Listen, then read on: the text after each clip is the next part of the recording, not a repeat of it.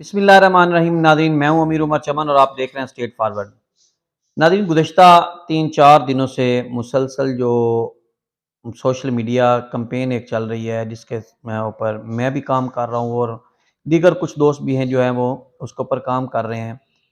کہ شہر چنیوٹ کے اندر نہیں بلکہ ضلع چنیوٹ کے اندر جو ہے مختلف مقامات پر جہاں پہ بے نظیر انکم سپورٹس کے پیسے آتے ہیں، ان خواتین کو، مستحق خواتین جو ہوتی ہیں جن کو یہ پیسے ملتے ہیں، ان سے مختلف مد میں کٹوتی کی جاتی ہے۔ اور وہ کٹوتی کرنے کا طریقہ کیا ہوتا ہے کہ اگر اس دفعہ 10,500 روپے قسط آئی ہے تو اس میں سے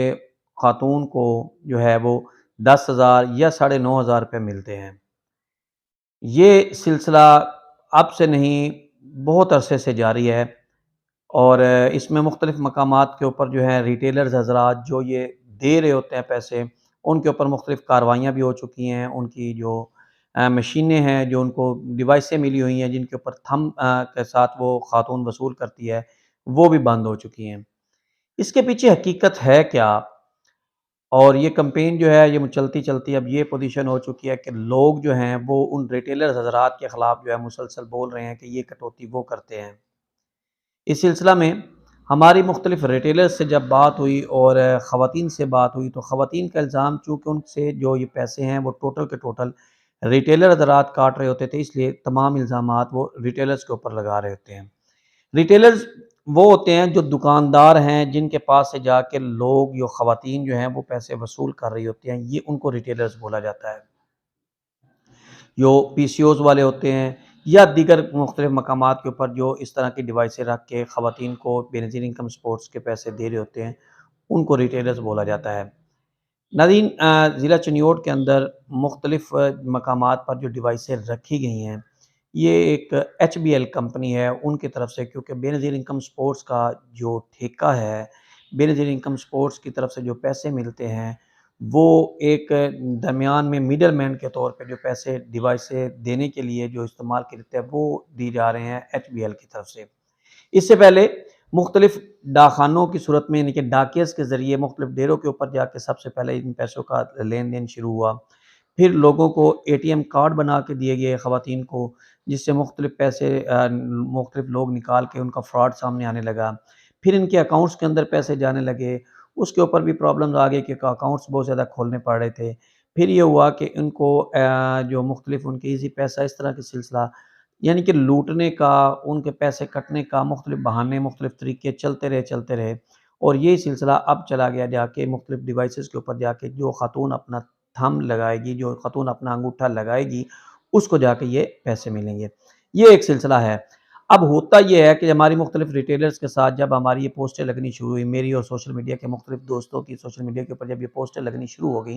تو ریٹیلر حضرات نے رابطہ کیا، اور ریٹیلر حضرات کی کافی جو ہے ویڈیوز اور کافی جو بیانات ہیں وہ ہمارے پاس موجود ہیں۔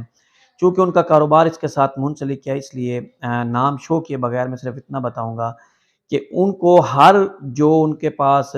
پیمنٹ ملتی ہے اس سے 15 روپے 20 روپے جو ہیں ان کو اس کا اوپر گورنمنٹ کی طرف سے ان کو اوپر اس کو جو کمیشن ہے وہ ملتا ہے۔ یعنی کہ اگر ایک خاتون نے ایک دن میں آگے ایک خاتون نے پیسے وصول کیے ہیں تو اس کے ان کو آ کے ملیں گے 15 روپے پر خاتون ملیں گے، اور یہ سلسلہ جو ہے وہ چل رہا ہے۔ لیکن اب گورنمنٹ کی طرف سے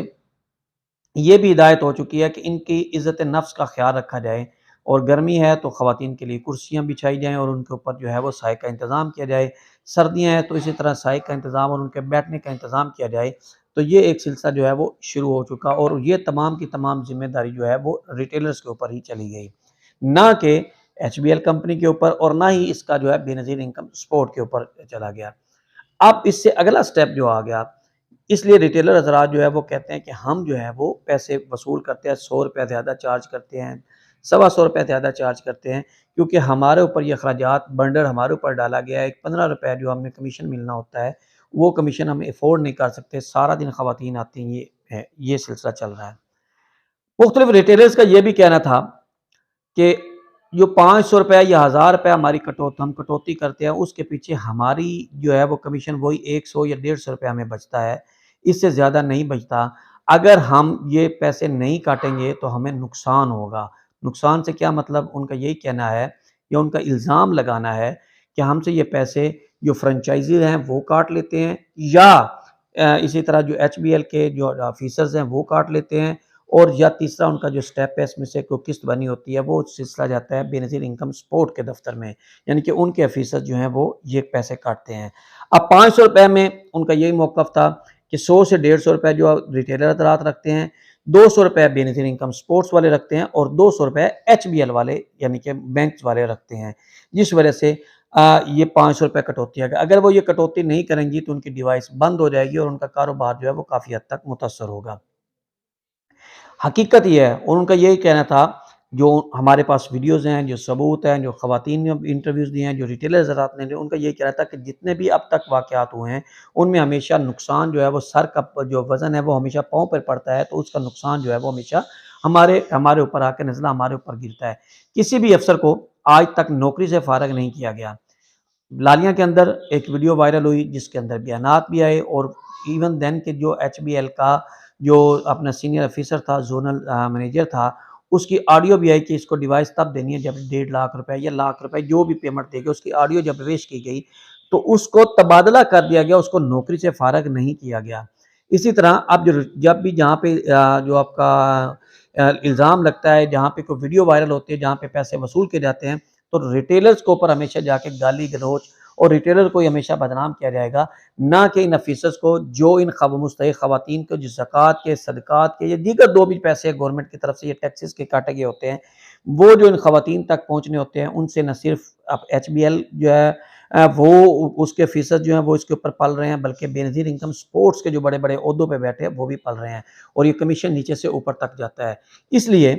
آج کے بعد میں جو اپنی کمپین ہے اس کا رخ موڑ کر وہ میں صرف اور صرف ریٹیلرز تک نہیں رکھوں گا، بلکہ وہ میں اپنا رخ موڑ کر میں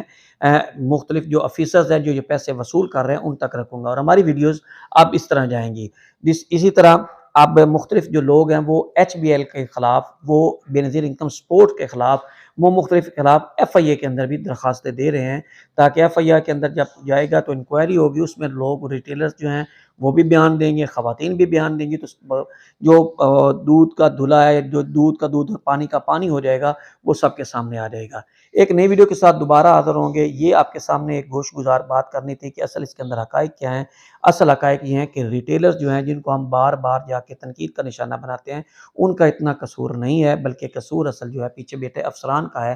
کیونکہ اگر یہ ریٹیلرز پیسے نہیں کاٹیں گے تو ان افسران جو ہیں جو یہ بیٹھے ہوئے ہیں، بڑے آفیسر بیٹھے ہیں جو ان زکوٰۃ کے پیسوں کے اوپر اپنے گھر چلا رہے ہیں، اپنے بچوں کا پیٹ پال رہے ہیں اور لعنت کما رہے ہیں،